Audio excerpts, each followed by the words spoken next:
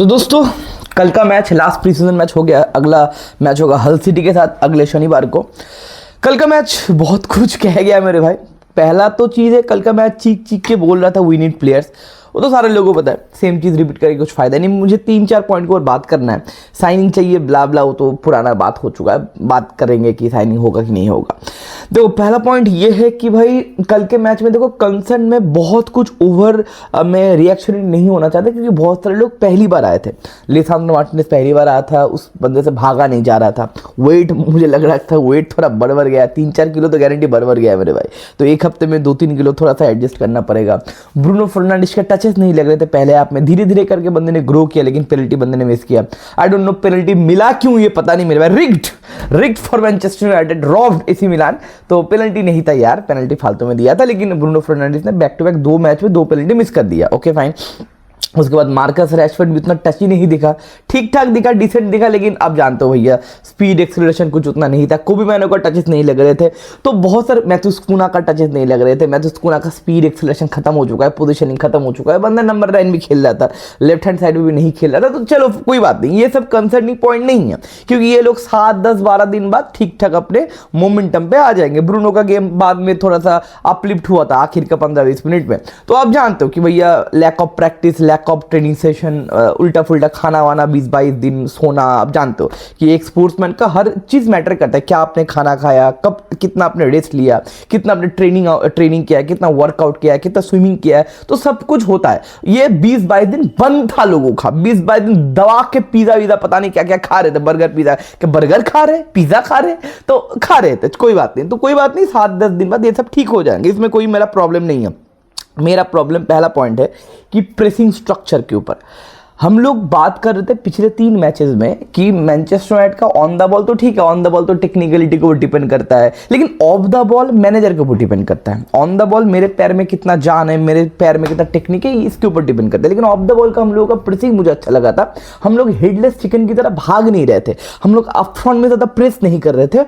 हम लोग pressing trigger का इंतजार कर रहे थे कि कहाँ पे भैया फुल बैक्स पे या फिर लेफ्ट बैक राइट बैक पे बॉल है, ऐसा बंदा जो बॉल के साथ कंफर्टेबल नहीं है वहाँ पे बॉल है और प्रेसिंग ट्रिगर दबाएंगे और हम लोग बॉल छीन लेंगे। जिस तरीके से हम लोगों ने बॉल छीना किन के साथ, पीएसजी के साथ जो गोल हुआ था हम लोगों का, आमाद ने बॉल जीता था, एमबीयू ने वगैरह गोल मारा था, उस तरीके से गोल मारे थे बहुत सारे जगह पे। एथलेटिको माद्रिद के मैच में, लीड्स के मैच में भी हम लोगों का प्रेसिंग ट्रिगर अच्छा था।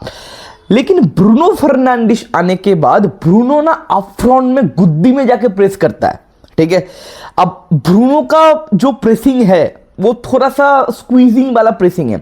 अब इस तरीके से माइकल कैरिक का जो प्लानिंग है कि हम लोग जो मिड ब्लॉक खेलेंगे, हम लोग ना गुद्दी में प्रेस नहीं करेंगे, हम लोग रोकेंगे, ठहर जाओ, अरे रुक जा रहे बंदे, अरे ठहर जा रहे बंदे, अगर कहीं पे गलती होगा तो हम लोग प्रेसिंग ट्रिगर दबाएंगे। लेकिन ब्रूनो का प्रेस अलग है, तो ये इसको कैसे मैनेज करेंगे माइकल कैरिक? मतलब कल का प्रेसिंग मेरे को अलग लगा बाकी 3 मैच का प्रेसिंग से। अब ब्रूनो अप फ्रंट में जा रहा है तो मैथ्यूस कुना को नीचे आना पड़ेगा कि नहीं? मैथ्यूस कुना भी फिट नहीं है फिजिकली, इसलिए शायद मिडफील्ड में, मतलब मेरा क्वेश्चन मार्क ये है, मिडफील्ड में हम लोगों का जगह छूट रहा था, क्योंकि मिडफील्ड में, क्योंकि ब्रूनो फर्नांडिस मिडफील्ड से जाके गुद्दी में प्रेस कर रहे थे। अब वो जो स्पेस ऑक्यूपाई करने का काम मैथ्यूस कुना का करना चाहिए, कल नहीं कर पाए फिजिकल फिटनेस के लिए, ये है। अब पता नहीं मेरे को, अब मेरे को देखना पड़ेगा, मैथ्यूस कुना फिट हो जाए वो देखना पड़ेगा। तो मुझे जो पिछले, मेरा जो आई टेस्ट है, पिछले 3 मैच का जो प्रेसिंग स्ट्रक्चर था, ऑफ द बॉल का मूवमेंट था, कल के मैच में अलग था फॉर ब्रूनो फर्नांडिस। अभी ये क्या प्रॉब्लम है, या फिर ये माइकल कैरिक मैनेज कर सकते हैं, या फिर ब्रूनो फर्नांडिस प्रैक्टिस वगैरह कर रहा था, मेन मैच में ऐसा नहीं करेंगे? अब ये मेरे को देखना है, क्योंकि कल का मेरे को प्रेसिंग अच्छा नहीं लगा, बॉल हम लोग जीत नहीं रहे थे, एंड वो लोग आराम से हम लोगों का प्रेस बीट कर रहे थे। पिछले 3 मैच का प्रेसिंग हम लोगों का बहुत ज्यादा ही अच्छा था, इफेक्टिव था। क्योंकि प्रेस मतलब ये नहीं आप कितना भाग सकते हो, प्रेस मतलब ये मेरे भाई, आप ऑन द बॉल जब आपका ओपोनेंट होता है, आप उनको कितना अनकंफर्टेबल कर सकते हो, आपका एनर्जी खत्म ना करके। हे कितना देर भागोगे? उसेन बोल्ट थोड़ी हो भाई, फुटबॉलर हो, 15-20 मिनट बाद हाफ जाओगे। तो कहने के आपको सही तरीके से प्रेस करना पड़ेगा। अब ब्रूनो आके ये झमेला कर रहा है या फिर माइकल कैरिक के पास प्लानिंग है, ये तो हमें भैया इंतजार करना पड़ेगा। पहला पॉइंट। दूसरा पॉइंट देखो, हम लोग बात किए थे लाइव में कि ये जो स्क्वाड है ना, इस स्क्वाड से चैंपियन लीग हिट नहीं करा जा सकता, तो टॉप 3 टॉप 4 तो नहीं होगा, लेकिन टॉप 6 टॉप 7 में तो 6-7 में आ सकते हैं। अब इसका टेक्निक या फिर इसके ऊपर कॉन्फिडेंस, मतलब इसके ये डिपेंड करेगा मैनेजर के ऊपर। लेकिन प्रॉब्लम क्या पता है, हम लोग तो माइकल कैरिक कर रहे हैं, लेकिन ये भी तो समझना पड़ेगा माइकल कैरिक भी न्यू है। अब माइकल कैरिक ये स्क्वाड को लेके ना, ये जो स्क्वाड है वो 10-12 में भी फिनिश कर सकता है। क्यों? क्योंकि माइकल कैरिक भी तो न्यू है, माइकल कैरिक के पास भी हमारे पास कोई सैंपल साइज नहीं है, ये भी हम लोग को देखना पड़ेगा। क्योंकि माइकल कैरिक का टेक्निकल एबिलिटी भी हम लोगों को देखना पड़ेगा भाई, किस तरीके से वो स्क्वाड रोटेट करवाता है, उसका सिस्टम क्या है। क्योंकि दूसरा भी मेरे को जो पॉइंट लगा, दैट इज हमारा वाइड एरिया। क्योंकि देखो रूबेन अमोरिम खेल रहा है बैक 3 से, बैक 3 मतलब विंग बैक मतलब वाइड एरिया। हम लोग भी मैनचेस्टर जब बिल्डअप वगैरह करता था, देखना कि भाई हम लोग विंग बैक से बिल्डअप वगैरह करते थे, उसके बाद क्रॉसेस वगैरह आता था, करेक्ट। विंग बैक से सारे लोग ऐसे होते हैं, इंटर मिलान में डिमार्को बताओ, डमफ्रीज बताओ, ऐसे क्रॉसेस मारते हैं। बायर लेवरकुसेन में भैया फ्रिंपोंग, ग्रिमाल्डो अच्छा क्रॉसेस मारता था, फ्रिंपोंग भैया विट प्रोवाइड करता था, चीते की तरह बॉल लेके क्रॉसेस वगैरह मारता था। जो बैक 3 में खेलते हैं विट प्रोवाइड उनके विंग बैक्स करते हैं, उनके बाद बथेरे से पेस होता है, एंड उसके बाद भैया वो बॉल कैरी करके क्रॉसेस वगैरह मारते। कल के मैच में जब Ruben Amorim, although AC Milan पूरे सीजन में आई थिंक प्री सीजन में 3 गोल शायद मारा था, एंड कल के मैच में भैया 4 गोल मार दिया। पिछले 3 मैच से एसी मिलान जीता नहीं था, शायद कल के मैच में जीत गया।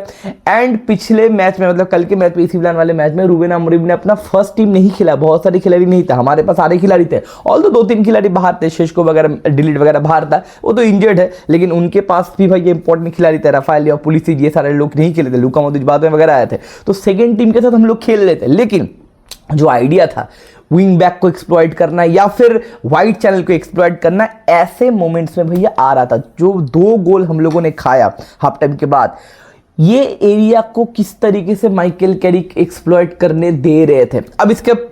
अब ठीक है, इसके बाद मेरा लॉजिक है। अब यहाँ पे जो फुल बैक से हमारा लूक शॉ खाली पड़ रहा है, ओके फाइन, यहाँ पे ट्रैक बैक करना चाहिए। हमारे जो लेफ्ट विंगर है उनको ट्रैक बैक करना चाहिए। हमारा लेफ्ट विंगर था the God the mighty Marcus Rashford. अब वो ट्रैक बैक नहीं कर रहे थे, मे बी मतलब सही, मतलब क्या बोलते कि फिजिकली फिटनेस उस तरीके से नहीं है या फिर पहला मैच खेल रहे, कोई बात नहीं। लेकिन वाइड चैनल से अगर इस तरीके से आप देखो, हम लोग बहुत ज्यादा नैरो, हम लोग बहुत ज्यादा कॉम्पैक्ट हो रहे थे, तो वाइड चैनल खाली पड़ रहा था, बथेरे से टाइम थे वहां पे, और भी 2-3 गोल मार देते सेनी लेवंस अगर कल के मैच में नहीं होते। तो वाइड चैनल से हम लोग एक्सप्लॉइट हो रहे थे। पहले जो क्या बोलते, पहला जो गोल भी हुआ था वहां पे भैया हमारे डिफेंडर इस तरीके से हो गए थे भैया, 2-3 बंदे पूरा कोलैप्स वगैरह हो गए थे, वहां पर भी भैया वाइड चैनल से हम लोग गोल खाए। तो इसका मतलब क्या है दया, प्लेयर्स जो भी हो, थके हुए जो भी हो, साइनिंग फाइनिंग चाहिए वो तो ठीक, वो तो बात करेंगे, लेकिन वाइड चैनल से एक्सप्लॉइट किया जा सकता है। मैनचेस्टर यूनाइटेड को, हम लोगों को बहुत ज्यादा कॉम्पैक्ट है, फिर नैरो रहते। अब इसका मैसेज तो भैया 2-3 मैच डे के बाद पूरे प्रीमियर लीग को हवा लग जाएगा, और विंगर्स तो भैया एक्सप्लोर करेंगे, फुल बैक तो भैया ओवरलैपिंग रन मारेंगे भैया, वाइड चैनल से क्रॉसेस इंशाल्लाह करेंगे, और भैया बथेरे से अगर हाइड वाले स्ट्राइकर वगैरह है तो भैया गोल वोल खा जाएंगे। तो 2 चीज मेरा क्वेश्चन मार्क है कल के मैच से, ब्रूनो फर्नांडिस का पोजीशन एंड प्रेसिंग स्ट्रक्चर, और दूसरा है जिस तरीके से रूबेन अमोरिम ने वाइड चैनल को एक्सप्लॉइट किया। अब इसका आंसर माइकल कैरिक के पास है नहीं, ये तो भैया फ्यूचर में देखा जाएगा। पहला पॉइंट ये है, ये तो गया माइकल कैरिक का प्रॉब्लम। दूसरा पॉइंट ये है कि मिडफील्ड में हम लोगों का कॉम्पैक्टनेस नहीं दिख रहा था। आंद्रे संतोष जाने के बाद हम लोगों का मिडफील्ड खत्म हो गया। बॉल विनिंग मिडफील्डर अगर आपके पास नहीं है, ग्रास कवर करने का मिडफील्डर अगर आपके पास नहीं है, तो बॉल जीत ही नहीं देते। पोजीशन हम लोगों का क्या था, ये स्टैट मेरे भाई 60% के ऊपर पोजीशन उनके पास है। ये पोजीशन भी हमारे पास तब आया जब 2-4 गोल मार रहे और वो लोग भैया बॉल छोड़ दिए आखिर का 8-10 मिनट में कि तुम बॉल चलाओ यार। वहां पे कहने की 5-6% पोजीशन हम लोग का ज्यादा अच्छा हुआ, नहीं तो 65% के ऊपर पोजीशन उनके पास रहता। बिग चांस वगैरह उन्होंने ही तैयार किया, हम लोगों ने कुछ तैयार नहीं किया। हम लोगों का पहला गोल एक कॉर्नर से आया, दूसरा गोल उनकी गलती से आया, और तीसरा गोल होता लेकिन वो भी पेनल्टी नहीं था। लेकिन हम लोगों ने कल खेला ही नहीं है। मतलब कल अगर ये बोला जाए कि एसी मिलान फिर Ruben Amorim demolished Manchester United, cooked, schooled, technically systematically cook कर दिया भाई।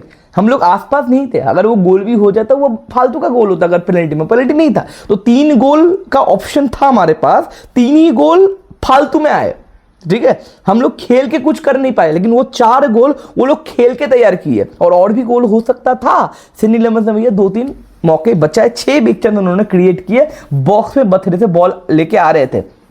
तो टिलेमेंस और कोबी मैनो का जो जब पिविट खेला इम्पॉसिबल है, पिविट काम नहीं करेगा मेरे भाई। आंद्रे संतोष के बाद वो डिफेंसिव क्वालिटी है, वो काम कर रहे थे, लेकिन फिर भी भैया आंद्रे संतोष तो हमारा प्राइमरी साइनिंग नहीं होना चाहिए ना, सेकेंडरी साइनिंग होना चाहिए। तो एक डिफेंसिव मिडफील्ड का दरकार है। लूक शॉ का भैया हवा खत्म है, लेकिन कल के मैच में माइकल कैरिक के ऊपर से फिर से मेरा क्वेश्चन है मेरे भाई, माइकल कैरिक मेरे को ना सेटिस्फाई नहीं कर रहे हैं, ठीक है। पिछले मैच में मैंने बोला था फ्लेचर ब्रदर को क्यों खिला रहे हो, कल के मैच में भी लूक शॉ टायर्ड मेरे को लगा, लूक शॉ का गेम उतना अच्छा नहीं था, ओके फाइन कोई बात नहीं। अब हैरी हामर्स को क्यों नहीं खिलाया, हैरी हामर्स 30-40 मिनट्स क्यों नहीं खिलाया। लूक शॉ कल के मैच में खराब था। लूक शॉ को मैं गाली दूंगा, आपको अच्छा लगेगा, वो तो नॉर्मल, वो तो इजी काम है ना, इजी काम करके क्या फायदा। अब चीज क्या है कि लूक शॉ 40-50 मिनट में डिवास्टेटेड लग रहा है, टायर्ड लग रहा है, ओके फाइन। तो अब हैरी हामर्स को क्यों नहीं खिला रहे हो। आपके पास एक स्क्वाड मेंबर है, 46 से कल खेले, बहुत अच्छा लगा। जे गैब्रियल के ऊपर तो मूड दिया भाई माइकल कैरिक ने, फिर मैनचेस्टर, पता नहीं माइकल कैरिक के ऊपर प्रेशर और क्या ही होगा मेरे भाई। क्या पिछले 3-4 महीने से आपने ग्रेविटी बनाया कि जे गैब्रियल नेमार, जे गैब्रियल मेसी, रोनाल्डो। जे गैब्रियल का भैया मैंने 5 मिनट देखा, वो PSG वाले मैच में, बर्किज वाले मैच में 5-10 मिनट के लिए आया था, जे गैब्रियल को अपने खिलाया नहीं। तो भाई माइकल कैरिक का भी थोड़ा क्वेश्चन मार्क है।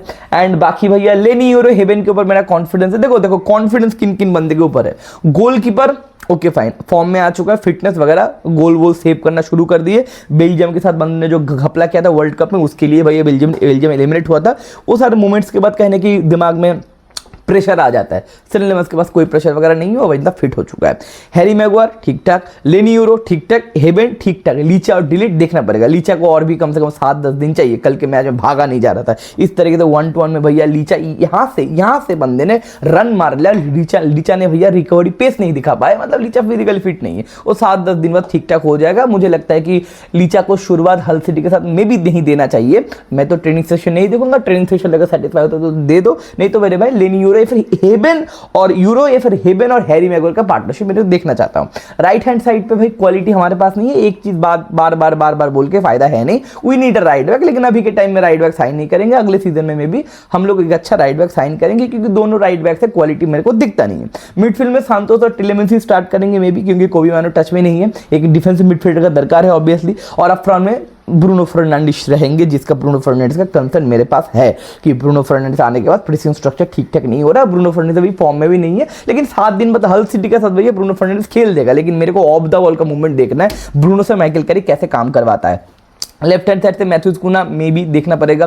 डोरगू बहुत अच्छा खेल रहा था। देखो लेफ्ट हैंड साइड से लूक शॉ तब तक एक्सपोज नहीं हो रहा था जब तक डोरगू खेल रहा था। डोरगू जब गया तब लेफ्ट हैंड साइड एक्सपोज हो गया। जो डोरगू जो मेहनत प्रोवाइड करता है मेरे भाई, जो मार्कितो रैशफोर्ड वो मेहनत प्रोवाइड नहीं कर पाता।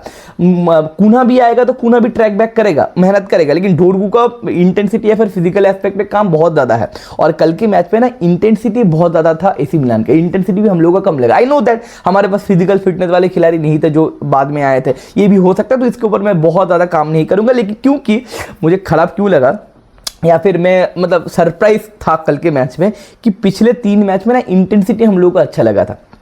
कल के मैच में इंटेंसिटी पूरा ड्रॉप हो गया। अब इसके ऊपर देखना पड़ेगा कि भैया सिस्टम का प्रॉब्लम है या फिर प्लेयर्स थके हुए थे। ब्रायन एम्बूमो ठीक ठाक है भैया, आमाद डियालो ठीक ठाक है। 46 को मैं चाहता हूँ भैया हल सिटी के मैच में भी 30 मिनट मिले। बाकी बेंजामिन शेशको डिलीट आने में थोड़ा देर लगेगा। एंड मार्कस रैशफोर्ड भी थोड़ा सा 7-8 दिन का ट्रेनिंग सेशन का दरकार तो गारंटी है। तो टोटल मिला के हम लोग भैया एक डिसेंट स्क्वाड है। ऑब्वियसली वी नीड साइनिंग, कम से कम 3 साइनिंग। अगेन मैं बोलना चाहूंगा पुराना चीज कि भैया एक डिफेंस मिडफील्डर चाहिए, एक लेफ्ट बैक चाहिए और एक अटैकर चाहिए, नंबर 9 चाहिए। मैथ्यूज कुना से हम नंबर 9 उस तरीके से काम नहीं करवा पाओगे, क्योंकि कम से कम कितना 48-50 मैच तो गारंटी होगा। 38 प्लस कहने की कोपा बोल रहे यूसीएल में मोटा मोटी 8 मैच का तो गारंटी है। तो 44 मोटा मोटी 50 के आसपास तो गारंटी मैच होगा। तो 50 मैच अगर खेलना चाहते हो तो डेप्थ की गारंटी दरकार है। मेसन माउंट कल के मैच में इन्वॉल्व नहीं हुआ, तो ये भैया बहुत चीख के बोल रहा है मेसन माउंट से मेरे भाई काम धंधा नहीं होगा। तो ये है टोटल मिला के मामला। बाकी भैया प्री सीजन खत्म हो चुका है, मैंने सब कुछ कवर कर दिया मेरे भाई। हाँ मोटा मोटी करके सब कुछ ही कवर कर दिया है। एंड बाकी आपको अगर कुछ पॉजिटिव नेगेटिव लगे तो नीचे कमेंट सेक्शन में जरूर लिखना। मिलते आने वाले वीडियो में। आज हम लोग करेंगे कम्युनिटी शील्ड का हुआ चलन वगैरह, एंड बाद में जो लोग देखोगे लाइक वगैरह कर देना। मिलते आने वाले वीडियो में। Take care, bye bye, see you, G G M you.